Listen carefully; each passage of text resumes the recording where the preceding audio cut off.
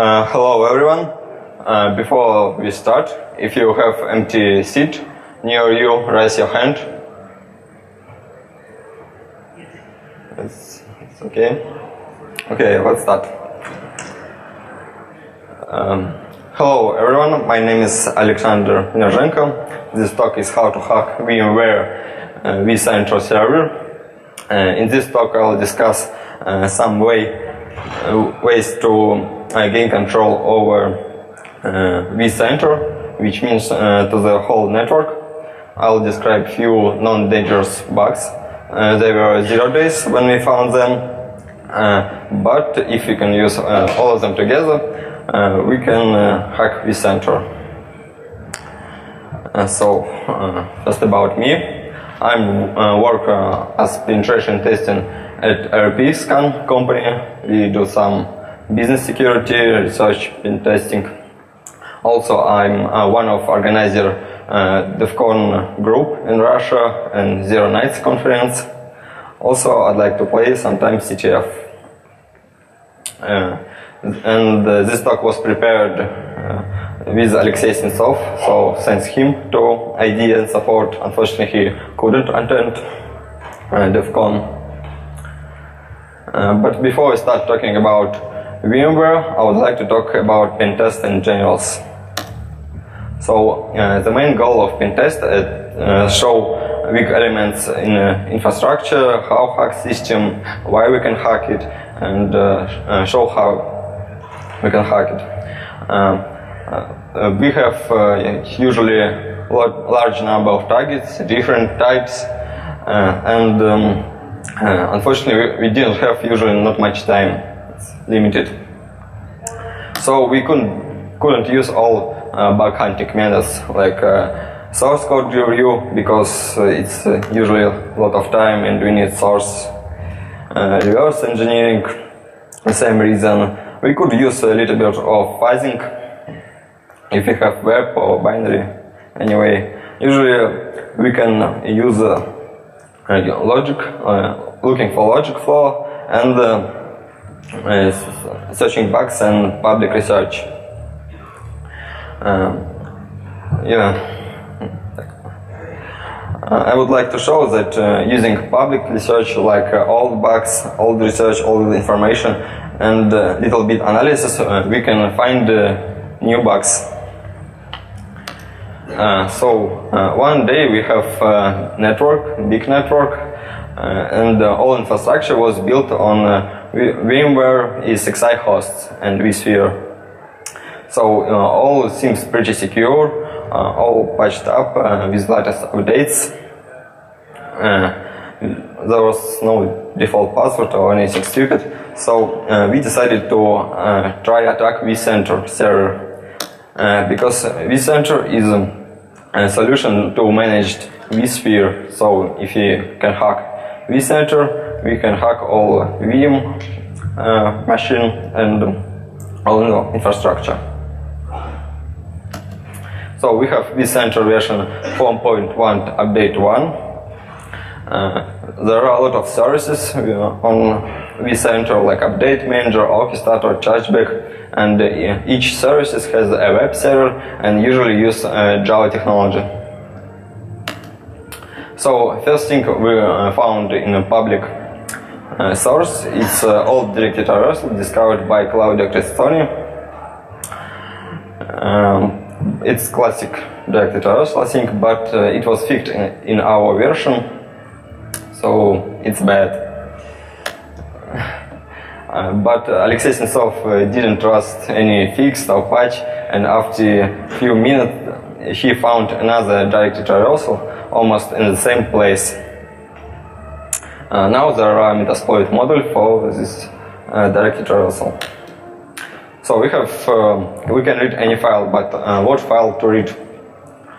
Claudio proposed to read the file vpxd profile. It's a log file, and vCenter uses SOAP protocol, and this log file contains SOAP request with session ID. So if we replace our session ID with session ID from admin, we can get admin access. He also developed a tool called Vasta. it has collection of exploit modules and also has a local proxy for this task. But unfortunately, it also was fixed in our version. But it contained IP addresses of administrators. If it contains IP addresses of admins, we can try use classic attack like make IRP poisoning, spoof SSL certificate, and sniff traffic. But administrators of this network was pretty clever, and they add certificate to trusted and didn't clear no button, so it doesn't work. So we find another way. We just steal key via directory traversal and make IRP poisoning, decrypt traffic. But what if IRP spoofing doesn't work? So we do a little bit analysis and found vCenter orchestrator. If it's a software for automatic configuration and management vCenter, it's instantly default with vCenter, as it has interesting files like get etc password properties. Each contains MD5 hash without assault. So nowadays, like I know, it's not very secure. So we of course brute forces and gain control.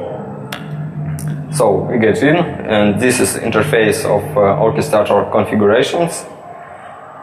Like you can see, there are a lot of plugins and pages, interesting like database, LDAP, mail, SSH. All that pages, almost all have password field in them. So we think that it will be cool if you can read those password fields, and actually there wasn't just in plain text. Yeah, just like that. Pretty easy for hackers. It's a job. So we also find interesting files like VS.xml and VMware properties. These files looks like this. It has something like it looks like hash, but actually it didn't hash because it has odd length, so definitely not hash. So I encoded few passwords, and as you can see, the first red bytes looks like a length, green bytes was always constant and they was in ASCII range, and black bytes, when you encode other passwords or the same password, they was every time different. And also I would like to say that now there are knowledge base article from VMware about this issue. So I decompiled application and found this pretty simple algorithm. It just generates 60 random string, then take password symbol, add position of this password, and that's all. It's, I think, not very clever decision to store password in this format. So I write simple decoder and Ruby. So it's another way to hack a system. But there was another way. We didn't find that bug during our penetration testing, but I think it's a very interesting bug. It was discovered by guys from Digital Defense, and they found out that vCenter orchestrator has an old struts library, and that library has a remote code execution bug discovered by Medek. It was bug in handling original expression. Original expression is language for setting and getting Java properties, and each HTTP parameter treats as original expression. So you could just bypass this Unicode hash sign and execute any Java code. So it's this example of exploit. You just insert this code in GET request and get remote code execution. So I think that often during penetration testing we have like a big system, big applications, which has a lot of library and dependency. So I think that's maybe cool to have some tool to find a fast vulnerable library. So I write this tool. It just gets library name, gets its version, and search in Soviet database. Now it uses standard Soviet database, but in future I would like to make my own database of vulnerability. So there are 4 vectors to attack vCenter. We find out like directory traversal and IRP poisoning, directory traversal and password decoding with fortic, and remote execution using struts bug. Also, vCenter infrastructure products. There are a lot of products with vCenter, like operation management suite, capacity configuration management. They all have some sort of credentials for vCenter. So there are maybe another vulnerabilities in the system. So if you have one, you may think about how make it more like secure.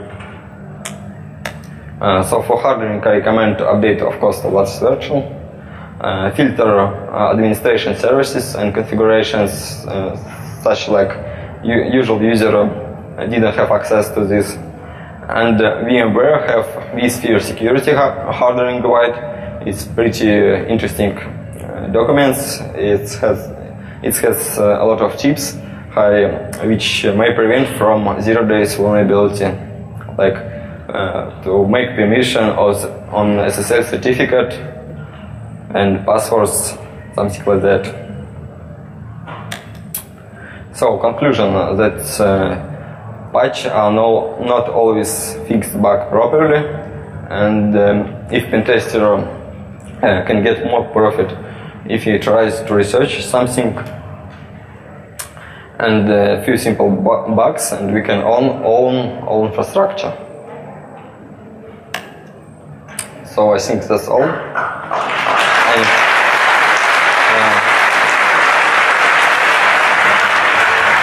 I think we have time. Any questions? Penetration testing at ERPSCAN company. We do some business security, research, pen testing. Also, I'm one of organizer DEFCON group in Russia and Zero Nights conference. Also, I'd like to play sometimes CTF.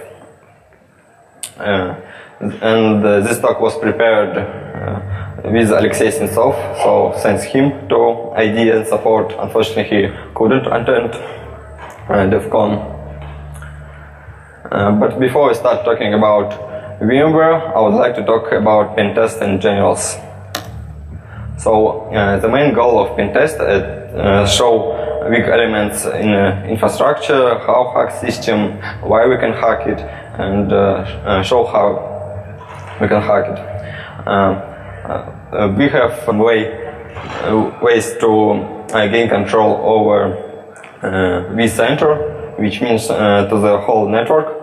I'll describe few non-dangerous bugs.